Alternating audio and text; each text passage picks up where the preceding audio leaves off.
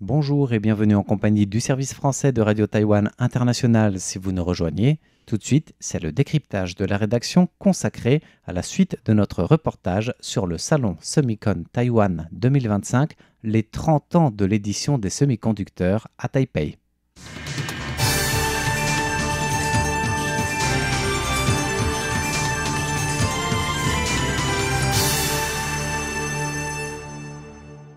Bonjour à toutes et à tous, c'est François-Xavier Boulet et Mégouin pour le décryptage donc sur la suite de notre reportage dans les allées du Grand Salon international des semi-conducteurs Taïwan Semicon 2025 qui soufflait sa 30e bougie du 10 au 12 septembre, donc la semaine dernière. Oui, avec Fix, on était sur place le jour de l'inauguration officielle du salon et on avait fait un focus spécial sur la présence française qui est d'ailleurs à sa plus grande participation en fait depuis le début, avec cette année comme l'année dernière sous forme de pavillon national sur le label de Choose France. Et dans le décryptage de la semaine dernière, nous avons fait un point sur donc les sociétés qui étaient là avec la Chambre de commerce de la France, en fait. Et là, cette semaine, nous allons faire un focus sur les startups parce que sur le salon, il n'y a pas que des géants, il y a aussi des petits. Oui, mais qui sont prometteurs. C'est ça. Et ce qui est intéressant de voir, c'est que ce pavillon national regroupait les deux à la fois. Donc les entreprises qui avaient envie de participer et qui coopéraient avec la Chambre de commerce et de l'industrie de la France, organisateurs de ce pavillon français, et en même temps les startups prometteuses qui sont encouragées par la France pour présenter l'excellence française sur ce salon en passant par le biais d'une sélection stricte. C'est-à-dire il y a eu un appel d'offres qui a été fait par le ministère du numérique en France, en coopération avec le ministère de l'économie et des finances, et sur une vingtaine de candidatures, il y a 5 heureux élus qui ont été au final retenus pour venir à Taipei dans ce cadre. Parmi les 5 qui ont été sélectionnés, il y a Solnil, spécialisé dans la nanostructure optique, ou alors la fabrication à faible coût de structures optiques miniaturisées. Et nous avons rencontré M. Kerzabi, directeur général de Solnil. Solnil, on est une petite start-up qui a démarré il y a 5 ans à Marseille et on développe des matériaux et des procédés de nanofabrication pour la photonique. Donc on est un petit peu à l'intersection entre les technologies optiques, la manipulation de la lumière et la microélectronique. Donc ça fait plusieurs années qu'on travaille avec des industriels, plutôt des end-users au niveau principalement de la réalité augmentée. Donc on développe des matériaux pour rendre plus légères et plus efficaces les lunettes de réalité augmentée. Donc notre principal client aujourd'hui c'est Meta, donc avec qui on travaille beaucoup sur les lunettes de réalité augmentée. Donc on est arrivé à un stade où nos matériaux ont été qualifiés et validés par l'utilisateur final. Et maintenant l'objectif pour nous c'est de mieux comprendre la supply chain et voir comment est-ce que nos matériaux peuvent être intégrés dans les processus de fabrication. J'étais déjà à Touch Taiwan, donc comme ça avait été très positif, c'était en avril, c'était déjà sur le pavillon français.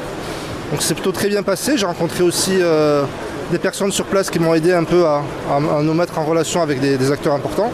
Donc je suis revenu ici à Semicon parce qu'on m'a expliqué que c'était un peu le gros salon pour avoir un ensemble de rencontres. Et là, Taïwan pour nous c'est un peu l'endroit idéal parce que c'est vraiment là où se concentre un peu l'expertise en fabrication, à la fois en microélectronique et en optique. Donc nous, typiquement, si on veut que nos produits entrent sur le marché, il faut qu'on réussisse à convaincre les acteurs taïwanais qui sont impliqués lourdement dans la fabrication d'utiliser nos matériaux, donc comprendre ce qu'ils recherchent, qu'est-ce qu'on doit faire pour que nos matériaux puissent rentrer dans leur ligne. Donc on a déjà eu plusieurs rendez-vous la veille aujourd'hui, donc grâce à nos partenaires locaux, rencontrer des acteurs industriels, donc des fonderies, comme on dit, des fondeurs, plutôt qui sont entre l'optique et la microélectronique, qui ont déjà des projets en cours et qui cherchent des nouveaux matériaux. On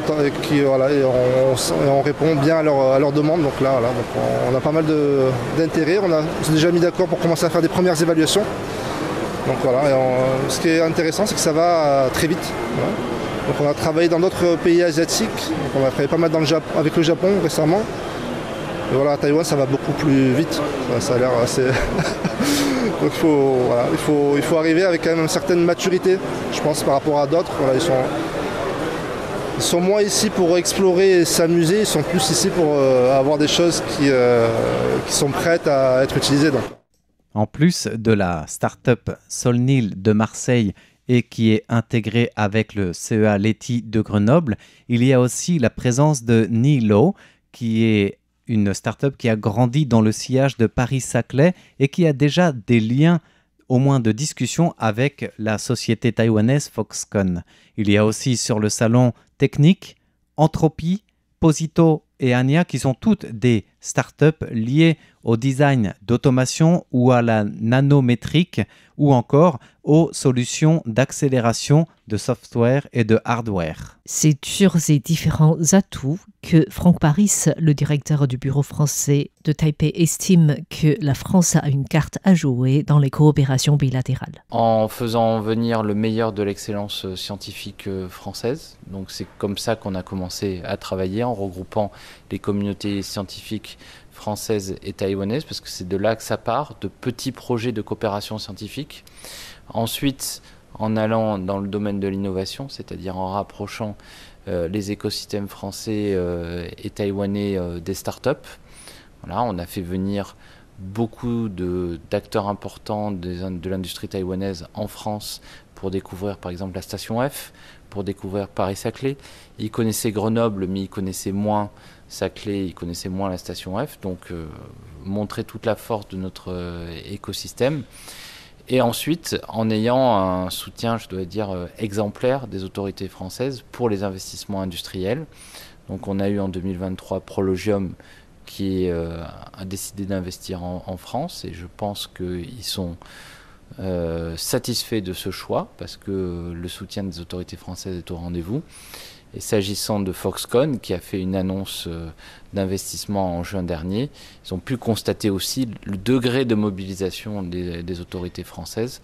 Donc c'est aussi quelque chose qui compte, de montrer que le soutien public est là. Dans les différentes coopérations scientifiques, comment ne pas mentionner aussi l'existence du CEA Leti? C'est plus de 50 ans d'innovation, c'est un des pionniers, acteur majeur de la recherche au service de l'État français, de l'Europe, mais aussi présent à Taïwan depuis en fin d'année dernière de manière permanente. Le CEA Leti, c'est le laboratoire d'électronique et de technologie de l'information. Il s'appuie sur l'expérience du Centre d'études nucléaires de Grenoble en 1957.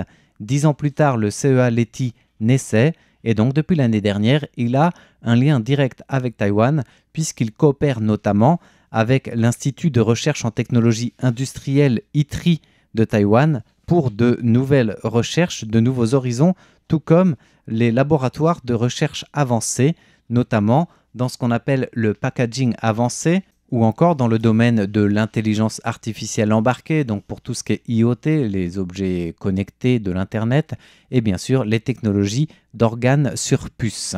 Oui, et CEA Leti collabore également avec le fameux NARLab de Taïwan, National Applied Research Laboratoires, avec qui il y a une signature de protocole d'entente sur le partage d'équipements, plateformes de recherche et de développement interconnectés, des échanges de chercheurs, cela dans les domaines de calcul haute performance, photonique, nanotechnologie biomédicale ou alors des interfaces cerveau-ordinateur. En matière de photonique, c'était aussi un des sujets phares de ce Semicon 2025 de Taïwan et le CEA Leti qui coopère avec Soitec, une présence française qui était aussi sur le stand Choose France, a pu mettre en avant cette alliance pour un partenariat stratégique qui vise à renforcer la cybersécurité des circuits intégrés, sachant que Soitec coopère aussi avec PSMC dans le leadership des matériaux semi-conducteurs, côté français bien sûr, et PSMC côté taïwanais, dans une collaboration stratégique sur l'empilement 3D de puces qui utilisent des substrats de 300 mm avec transfert de couches de transistors. Et pour revenir sur les startups, comme M. Kerzabi, le directeur général de Solnil, disait qu'ils étaient venus avec des objectifs précis et il y a des opportunités qui se présentent. Et bien entendu, dans la réalité des choses, il y a toujours des défis. C'est vraiment la crédibilité. Alors, on est une petite structure, une dizaine de personnes. Donc pour eux, c'est un risque forcément de commencer à travailler avec nos matériaux. Ils ne savent pas si dans 3-4 ans, la start-up sera encore viable. Donc, voilà. Donc je pense que l'important, c'est d'être bien accompagné Il y a aussi la barrière de la langue, donc nous on a la chance d'avoir des partenaires locaux qui parlent chinois, donc ça simplifie le contact. Et globalement aussi, ce qu'on voit, c'est que vraiment les gens sont assez ouverts quand même. Voilà. Même si parfois il y a la barrière de la langue, les gens sont très ouverts et ont envie d'échanger, d'apprendre, donc on est très, très contents. Pour aider la présence de ces startups, il y a plusieurs entités sur place. Il y a aussi une présence française, notamment c'est le cas d'Invest Grenoble Alpes, qui promeut le territoire sur place, mais qui promeut aussi les startups qui sont un peu dans son sillage, une sorte d'écosystème complet et qui aide bien sûr aux tractations, aux discussions, comme nous le souligne Pascal Viau, qui est ambassadeur en Asie justement du groupe Invest in Grenoble Alpes. Et qui est présent à Taïwan depuis de longues années déjà. Il y a beaucoup de startups, d'entreprises qui sont basées dans notre région de Grenoble-Alpes. Et moi ici, je suis là pour faire la promotion du territoire auprès des Taïwanais.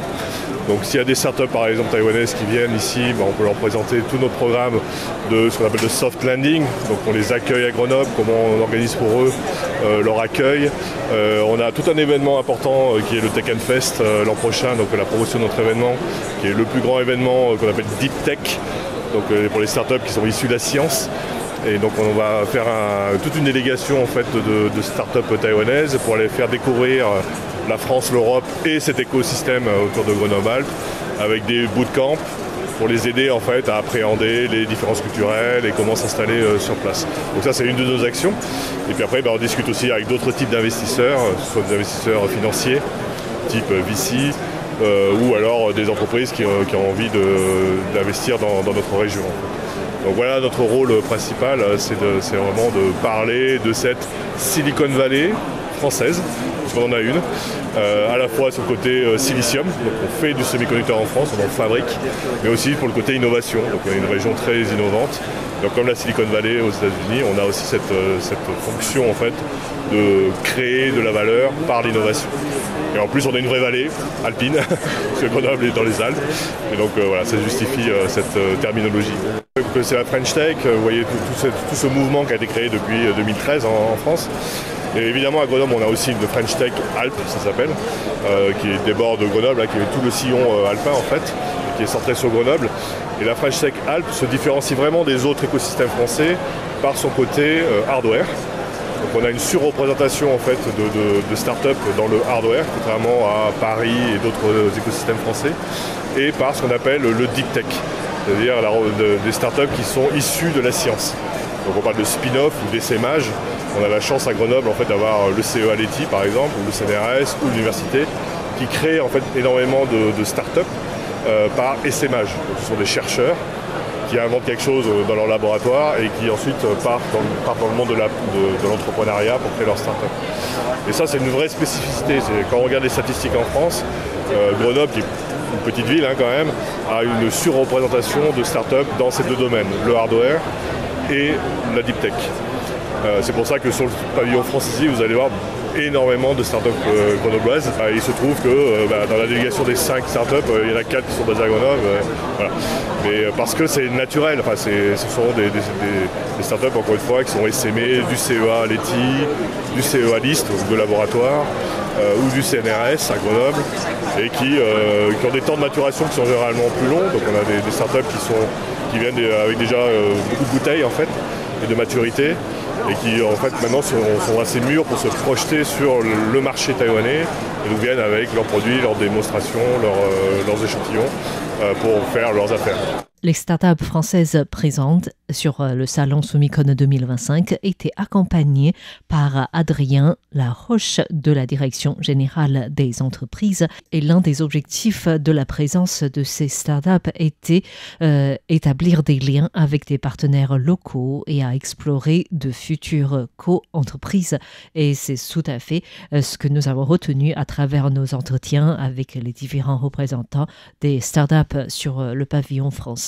Dans la coopération bilatérale en général, au-delà même des startups, c'est aussi la recherche d'investissement, de dialogue de part et d'autre, donc des entreprises françaises qui viennent s'établir à Taïwan ou de recherche des investissements taïwanais vers la France, qui sont et qui étaient au menu de ce salon Soumicon de manière généralisée. C'est aussi ce qui explique la présence d'un acteur comme Invest Grenoble Taïwan, dont on entendait Pascal Viau à l'instant, qui n'est pas une entreprise à proprement parler, mais qui vient promouvoir le territoire et faire un appel aux investissements. Oui, en fait, en parlant avec Pascal Viau, l'ambassadeur en Asie de Invest in Grenoble-Alpes, je me suis rappelé que pendant toutes ces années de travail à RTI, à chaque fois qu'on parle des échanges plus technologiques entre Taïwan et la France, le nom de la ville de Grenoble sort régulièrement en fait. C'est vrai que la métropole Grenoble est très active.